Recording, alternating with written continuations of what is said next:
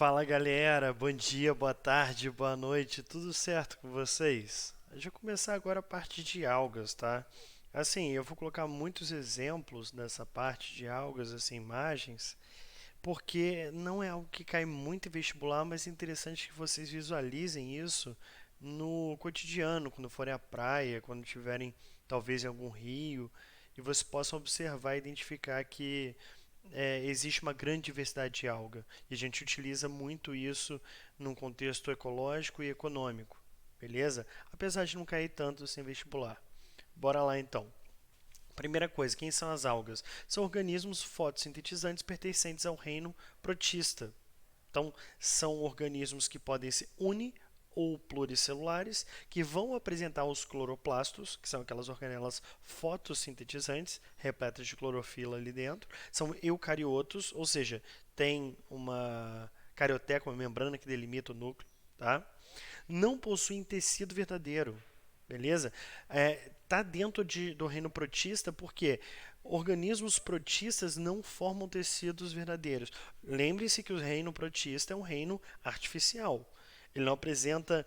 Lembra que a gente falou de taxonomia sistemática em relações filogenéticas? Eu falei para vocês que existem caracteres ou características que são naturais. Tá? Esses naturais são a questão evolutiva, a questão molecular, genética. Quando você tem esses caracteres, você tem um grupo verdadeiro, um grupo natural. Quando esse grupo é formado por representantes que não têm essas características todas, são características artificiais, critérios artificiais que a gente utiliza, tipo, são organismos que não formam tecidos verdadeiros. Pronto. Peguei esse organismo e enfiei tudo no reino. Então, o reino protista é um reino artificial, beleza? Mas vamos lá. Algas não formam tecidos verdadeiros, apesar de poderem ser organismos multicelulares. Você lembra de protozoários? São organismos exclusivamente unicelulares, beleza? Então, como é que eu vou descrever aquela estrutura multicelular de uma alga se não é um tecido? Eu chamo de talo. Tá? Por isso que tem alguns autores que chamam as algas de talófitas. Esse fitos está relacionado à planta. Seria como se fossem plantas formadas por talos. Porque lá no passado, no contexto de classificação, eles se referiam a algas como se fossem plantas primitivas. Beleza? Show de bola, então. Eles vão ser divididos de acordo com os pigmentos que eles possuem dentro de suas células, tá? No caso, o pigmento verde são as clorófitas e euglenofitas, tá? São chamadas de algas verdes. Pigmentos dourados, amarelados, né, que vão dar a cor dourada a essas plantas, são as chamadas de crisófitas ou crisofícias e as diatomáceas. Beleza? Pigmentos vermelhos ou avermelhados são as pirrófitas e as rodófitas, tá? E pigmentos que vão do amarelado, só que para o amarelado para o marrom, são as feófitas ou feofícias. Beleza? Então bora lá. As clorófitas ou clorofícias são algas verdes, tá? Como o nome já diz, esse cloro vem de verde, clorofila, cloroplasto, tá? Vão apresentar clorofilas do tipo A e do tipo B, mas também apresentam outros pigmentos que são os carotenoides, que vão variar do amarelo, alaranjado, avermelhado. Tem amido como sua principal reserva energética. A parede celular vai ser formada por celulose. Perdão, gente, faltou ali um enterzinho aqui, ó. Esse era um outro tópico. Elas podem ser uni ou pluricelulares, beleza? Podem ser de água doce ou marinha, dulcícola e dulceaquícola são termos para descrever plantas de água doce, beleza? E você tem uma parada interessantíssima aí que é a associação das algas verdes, das clorófitas, com fungos, formando o que a gente conhece como líquen, ou os líquens, beleza?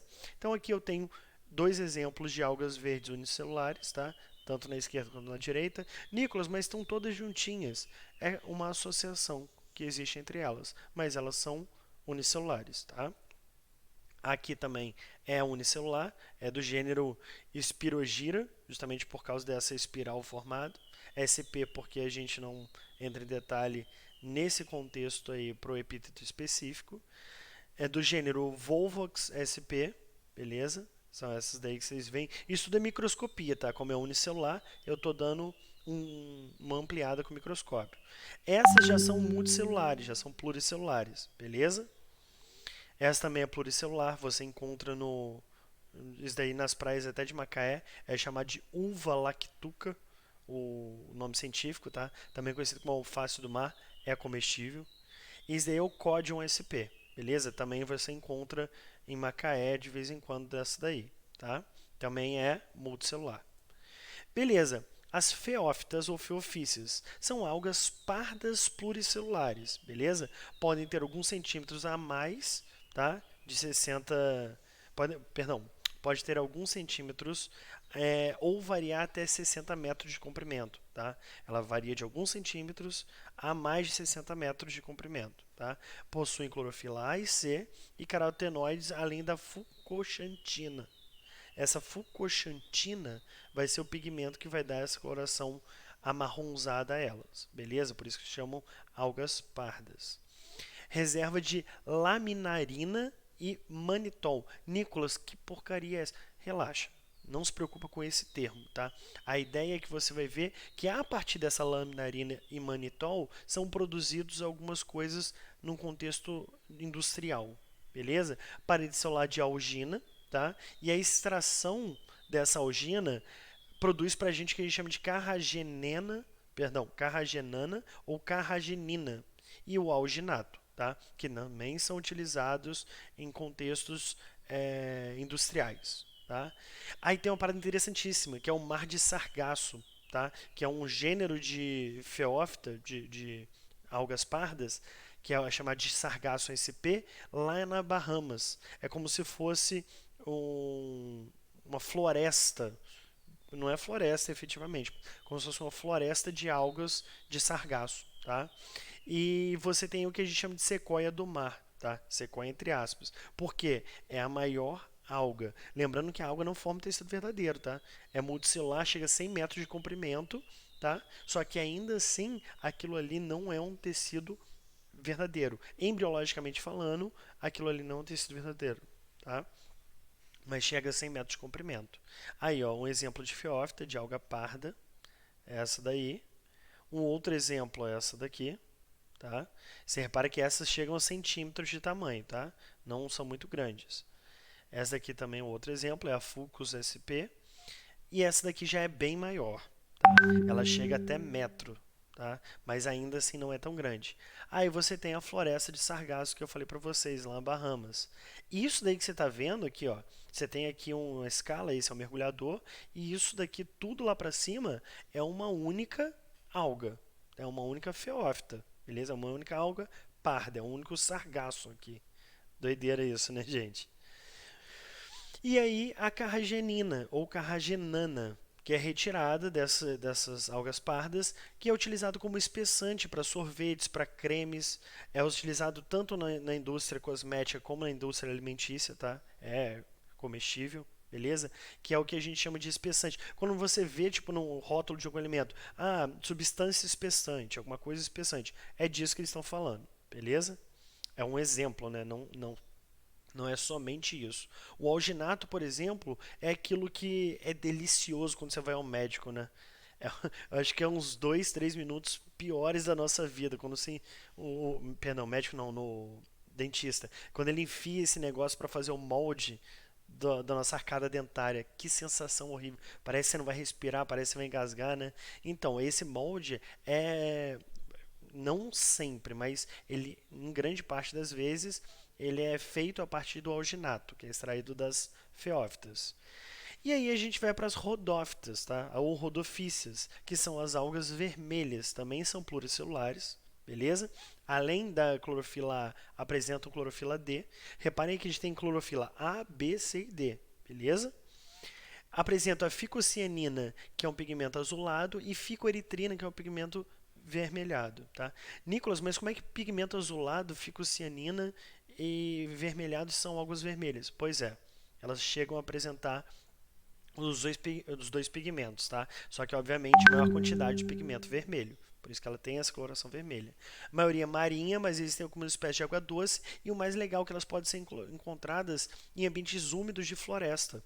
Tá? Isso que é irado, porque você não encontra todas as algas sempre nos oceanos ou em rios, você encontra também em locais úmidos terrestres. Tá? Algumas espécies comestíveis, utilizadas, por exemplo, na culinária japonesa, A gente vai falar mais pra frente aí, tá? A gente consegue extrair desse tipo de planta, perdão, desse tipo de alga, das rodófitas, o agar, ou também chamado de agar, que é uma substância gelatinosa que é utilizada como espessante para gelatinas, para alguns doces. Ah, Nicolas, é tipo o que você mostrou ali na outra alga, nas algas pardas? É tipo isso, só que é utilizado em produtos alimentícios diferentes. E para a produção de um meio de cultura para cultura de fungos e de bactérias em placas de Petri, beleza? Aí você tem um exemplo de uma rodófita, tá? Bonitinha, né? Esse daqui é um outro exemplo também de rodófita. Esse é um outro exemplo. Esse daqui a gente encontra em Macaé também, tá? Aqui seria o agar, ou agar, que ele vai ser retirado desse tipo de planta. Gente, perdão. Ele é retirado desse tipo de planta, tá? Aí aqui, ó, você vê um exemplo. Balas de gelatina à base de agar, tá? Você consegue formar também essas culturas bacterianas. Isso é uma placa de Petri. É, o, a galera da biomedicina, a galera da microbiologia pega como se fosse um cotonete compridinho assim, aí ele passa na sua boca ou ele passa numa região onde você tá com uma infecção bacteriana. Ele passou aquilo ali, depois ele esfrega, ele faz um esfregaço daquilo nesse, é que não, vocês não conseguem ver muito bem, mas é como se tivesse uma gelatina nessa placa de Petri. Quando ele faz isso, ele contaminou esse meio, que é um meio próprio para a proliferação bacteriana e de fungos. Ele tampa isso com uma partezinha de cima da placa de Petri e você tem uma cultura bacteriana, uma cultura de fungo aí, beleza? Dependendo, obviamente, do que tiver naquela raspagem do cotonete. E aí a nori, que é a alga típica da culinária japonesa, que é essa alga tem uma coloração assim, é, verde escuro, digamos assim, tá? Também é derivada da alga vermelha, tá? Nicolas, mas como é que tem essa cor verde escura e não é alga? Então, aí tem todo o processo de desidratação. Você leva em consideração os pigmentos azuis que estão presentes além dos pigmentos vermelhos. Então, uma combinação deles dá essa cor escura aí que a gente encontra nesse tipo de alga. Beleza? Aí a gente vai para as bacilariófitas. Quem são essas? São conhecidas também como diatomáceas ou algas douradas. Beleza? Essas diatomáceas ou algas douradas têm clorofila do tipo A e do tipo C e carotenoides. Tá? A combinação desses carotenoides, que podem ser do amarelado ou alaranjado, junto com essas clorofila A e C, que dá essa cor dourada. Tá? Ela vai ter uma reserva de crisolaminarina, tá? E você vai ver que isso é importante para esse tipo de alga, tá? A maioria é unicelular, ela tem uma parede sílica, tá? Formada por duas valvas que se encaixam. Imagina, por exemplo, os mexilhões, as ostras, aquilo ali são valvas. Só que no caso de mexilhões e ostras, os moluscos, isso são conchas, tá? No caso dessas algas, são chamadas de frústula, tá? Então você tem duas frústulas que vão se encaixar, formando como se fossem duas conchinhas assim de uma duas válvulas, né, de uma ostra ou de um mexilhão, tá? Vão proteger a célula que fica entre essas duas frústulas, beleza? Quando morrem essas carapaças de sílica, essas frústulas, né, vão se depositar no fundo do oceano, formando um solo chamado de diatomito ou terra diatomáceas. Aí, com o passar do tempo, vocês vão vendo que no processo de sedimentação, formação de rochas, você forma uma rocha à base de diatomito, beleza? Você vai ver que tem vários usos para isso, tá? E você vê isso daí também é muito utilizado na bioestratigrafia, né? Que é o pessoal da geologia junto com a parte de biologia, que o pessoal procura, por exemplo, os foraminíferos, que são um grupo aí que possui também essa carapaça também, que possui características de sedimentação e de o que a gente chama de fossilização. Eles encontram, por exemplo, jazidas aí de petróleo, regiões onde você tem maior probabilidade de encontrar petróleo, a partir dessa bioestratigrafia. Beleza? Essa rocha é utilizada para a fabricação de tijolos, abrasivos, substâncias polidoras, pastas de dentes e dinamite. Aí olha quanto uso diferente a gente tem a partir dessa terra ou dessa rocha formada por diatomito. tá?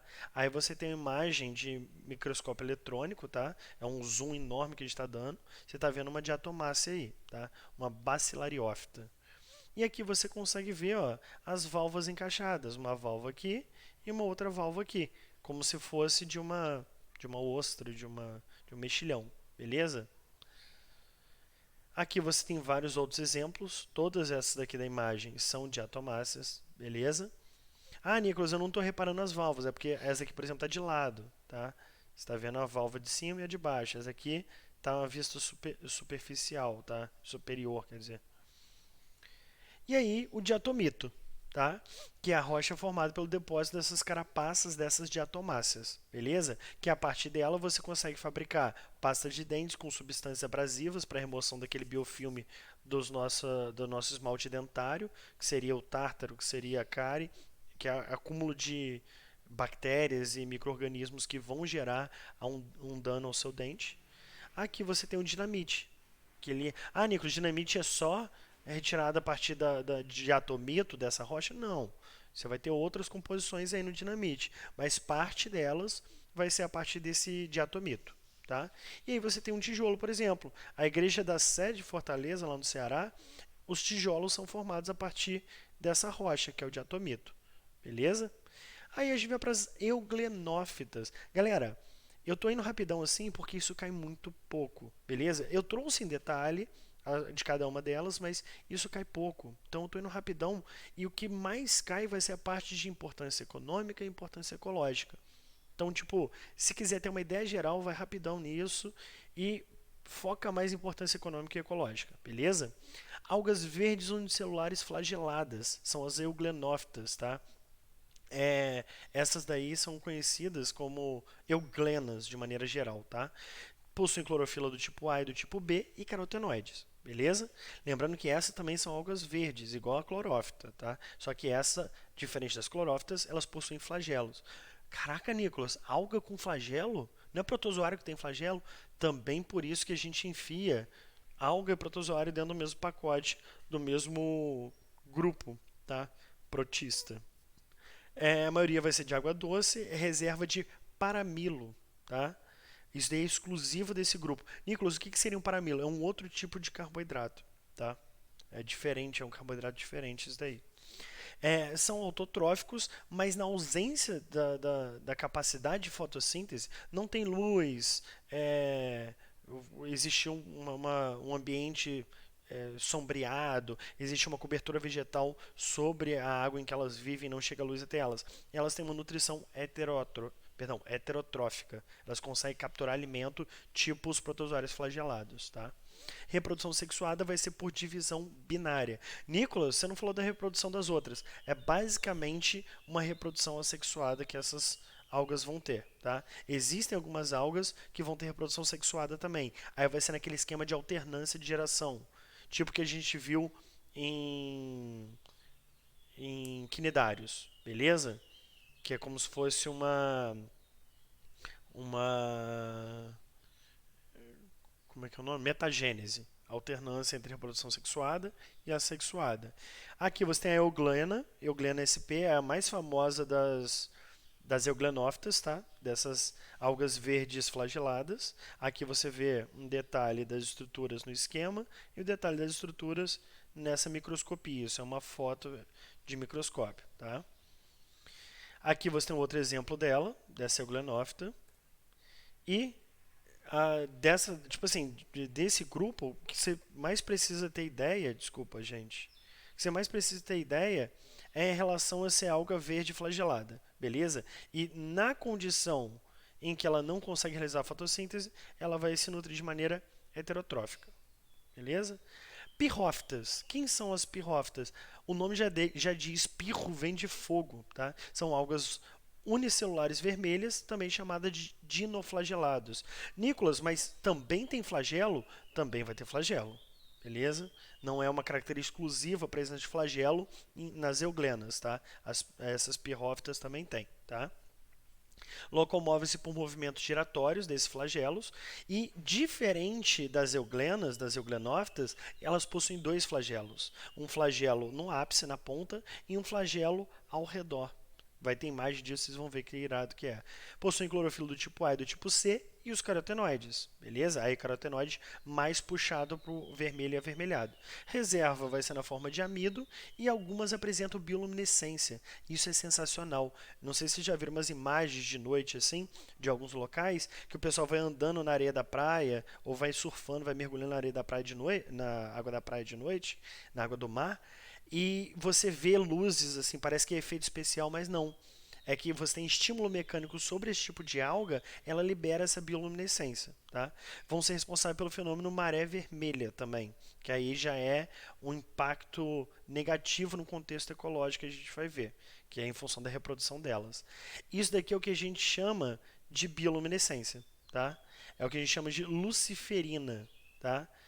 Nocti, Noctiluca cintilantes é o nome científico, tá? Noctiluca cintilantes. Perdão, gente, tá um erro aqui, ó. Que esse S deveria ser minúsculo, tá? Ele saiu em maiúsculo aqui, ele deveria ser minúsculo, para que o nome científico estivesse correto. Noctiluca cintilantes é um exemplo de espécie que tem essa bioluminescência, que a gente chama de luciferina, beleza? É bem bonito, tá? É, Aqui você tem o exemplo do cerátil, tá? Visto ao microscópio, você repara nela flagelo aqui, ó. Beleza? Aqui, esse ao redorzinho aqui, você tem flagelo, ao redor dessa cinturinha aqui. Aqui, um flagelo está para cá e o outro flagelo está para cá, ó. Esse daqui é um flagelo e esse daqui é outro flagelo. Beleza? Lembrando que isso é imagem toda de microscópio. Ah, Nicolas, ela é verde. Não, ela não é verde. Ela vai ter o aspecto avermelhado. A grande questão é que quando você usa o microscópio, você consegue fazer contrastes. Às vezes o contraste vai sair numa cor diferente da cor real daquilo que você está analisando no microscópio, tá? Aí aqui, ó, a maré vermelha que eu falei para vocês. Isso daqui é o que vocês vão ver em ecologia como amensalismo ou antibiose, tá? É quando você tem, por algum fator, um extremo crescimento e reprodução absurda dessas pirrófitas, e ao se reproduzirem, elas acabam liberando substâncias tóxicas no meio e acabam matando os peixes, crustáceos, moluscos, as vidas que existem ali naquele ambiente onde elas se reproduziram muito. Beleza? Importância econômica e ecológica. Aí sim, a gente chegou na parte mais importante e já finalizando a aula, tá? São os maiores produtores de oxigênio da atmosfera terrestre, tá? Para que vocês entendam de uma vez por todas, fitoplâncton são micro-organismos diminutos, ou seja, microscópicos, que realizam fotossíntese. Podem ser cianobactérias, podem ser algas microscópicas, beleza? E normalmente são esses dois grupos os principais que vão compor o fitoplâncton. Mas se tiverem outros micro-organismos que são fotossintetizantes, eles também compõem o fitoplâncton. O que é esse fitoplâncton? São esses organismos microscópicos que realizam fotossíntese que são levados pela maré, são levados pelas correntes oceânicas, são levados pela correnteza de um rio, são levados, eles não têm controle da sua natação, da sua locomoção, beleza? Por isso que é plâncton, tá? E fito porque eles estão relacionados a esse processo de fotossíntese, beleza? Nicolas, eu já ouvi dizer que a Amazônia é o pulmão do mundo, tá errado, tá? A Amazônia sustenta a maior biodiversidade e produtividade vegetal do mundo, tá? Biodiversidade geral e produtividade vegetal, tá? Só que em termos de produtividade de oxigênio, o pulmão do mundo são os oceanos, tá? Por conta dos fitoplânctons. As algas são ricas em sais minerais, vitamina A, vitamina C e vitaminas do complexo B. Ou seja, o que faz das algas uma boa fonte de alimento, tá? Em muitas culturas as algas são bem consumidas. Aqui no Brasil que você não tem tanto esse hábito, esse costume de se alimentar à base de alga, tá? Hoje em dia, com esses negócios de alimentação mais saudável, você encontra em algumas lojas alguns extratos de alga que você consegue comprar, ou umas algas ressecadas, tipo, é, como se fosse essa nori, que é a alga da culinária japonesa, tá? Utilizada na alimentação e fonte de substâncias economicamente importantes. Igual a gente viu aí de atomito, utilizado para abrasivo de pasta de dente, produção de tijolos, produção de dinamite, e assim vai. Você vê o agar, tá? Para produção de gelatina, você vê lá para emulsificante, enfim, vários para importâncias industriais, tá? Também é utilizado em algum contexto para a produção de cosméticos, para a produção de fármacos, beleza? Outra importância, a eutrofização, que é aquele processo de aumento e proliferação de algas e de plantas que vão cobrir a superfície de um corpo d'água. Se vocês analisarem, por exemplo, Macaé, você tem ali algumas regiões de valões e de água que assim relativamente parada, que você vê uma cobertura vegetal sobre ela, você vê uma cobertura de algas sobre ela. Tá? Quando isso acontece, a eutrofização, essas algas ali cobrem toda a superfície e impedem que tudo que está no meio da água, outras algas ou outras plantas, realizem fotossíntese. Ou seja, elas acabam morrendo. Quando elas morrem, elas vão ser decompostas e essa decomposição inicialmente, como tem oxigênio na água, ela vai ser aeróbica. Só que no final ainda vai ter muita matéria orgânica para ser decomposta, porque está todo mundo morrendo, desde produtores até consumidores, por falta de alimento, que vai consumindo muito oxigênio daquele corpo d'água e vai chegar um momento que a decomposição vai ser anaeróbica. Nesse contexto da decomposição anaeróbica, começa a produzir um cheiro, aquele cheiro putrefato, cheiro de enxofre, cheiro de parece que de ovo podre. Por que nos mangues você tem um cheiro característico bem forte? Por conta disso, a decomposição é anaeróbica. Então essa eutrofização ela ocorre o quê? Pode ocorrer de maneira natural, mas é muito raro e normalmente ocorre de maneira artificial, com a liberação de esgotos, com a liberação de matéria orgânica em grande quantidade em corpos d'água. Ocorre essa decomposição, tá? E aí ocorre essa proliferação de alga, porque esses esgotos, eles são nutrientes. Ah, Nicolas, cocô e xixi é nutriente? É, porque aquilo ali é matéria que vai entrar em decomposição, que vai liberar nutrientes para plantas e algas realizarem fotossíntese, absorvendo esses nutrientes. Beleza? Então você tem um boom, você tem um crescimento, uma proliferação absurda dessas algas e dessas plantas. Com essa cobertura vegetal, impede a chegada de luz no meio do corpo d'água. Tudo que está ali no meio, que é fotossintetizante, morre. E a renovação de oxigênio que existe pelas algas e plantas na superfície vai renovar o oxigênio da atmosfera. Quem renovava o oxigênio da água eram as plantas e algas que viviam no meio do corpo d'água. Como elas não chega a luz até elas, elas morrem. Beleza? Elas morrendo, não existe mais renovação de oxigênio, continua um processo de decomposição porque ali está com o ambiente com muita matéria orgânica em decomposição. Essa decomposição agora é anaeróbica, liberando um cheiro forte. Por isso que o valão fede, por isso que o mangue fede, por isso que qualquer ambiente que você olhar que tiver uma camada muito densa de vegetação, de planta ou de alga sobre a superfície de uma água, aquilo ali vai feder porque está ocorrendo uma decomposição anaeróbica, que libera compostos sulfurosos, gases sulfurosos, que vão ter esse cheiro putrefato mesmo. Tá? Outra importância em relações ecológicas, dos líquens, a maré vermelha e os corais. Aí são três grandes exemplos que aparecem em vestibular. Tá? Os corais formam uma associação simbiótica, igual eu falei para vocês lá em selenterados, em quinidários, com algas. Então, o que dá a coloração para os corais de azul, vermelho, amarelo, verde, são as algas que vivem em associação simbiótica com esses corais. Aí lembra que eu falei de impactos ambientais? Se você tiver uma alteração, falei no contexto de quinidários, tá? Se você tiver uma alteração, uma acidificação do oceano, aumento da temperatura média do oceano, uma variação de salinidade, algo que gere a morte daquele coral, você vai visualmente perceber que o coral está morrendo porque ele vai ficar branco. Então você tem um esbranquecimento, você tem um clareamento dos corais. Tá? Isso indica o quê? A morte dessas algas que viviam essa associação simbiótica. A maré vermelha eu já falei para vocês aí, é um amensalismo. Essa simbiose seria um mutualismo obrigatório, tá? Com os corais. E os líquens também é uma associação de algas com fungos. É uma associação mutualística obrigatória. Beleza? E eles são bioindicadores de poluição, por quê? Principalmente em relação a esse ambiente de eutrofização. Quando você vê um ambiente de eutrofização, você vê muita alga ali acumulando, formando aquela cobertura de algas na superfície do corpo d'água, é indicativo de poluição. Ou quando você vai lá e olha o recife de coral, o branqueamento desse recife de coral indica que as algas que viviam em associação simbiótica com os corais morreram. Então existe um impacto ambiental ali. Beleza, galera? Ó, eu fiz mais rápido na parte das algas mesmo, porque classificação de algas, aquelas características todas, isso quase não cai. De verdade mesmo, do coração. Isso quase não cai em questões nenhuma, em vestibular nenhum.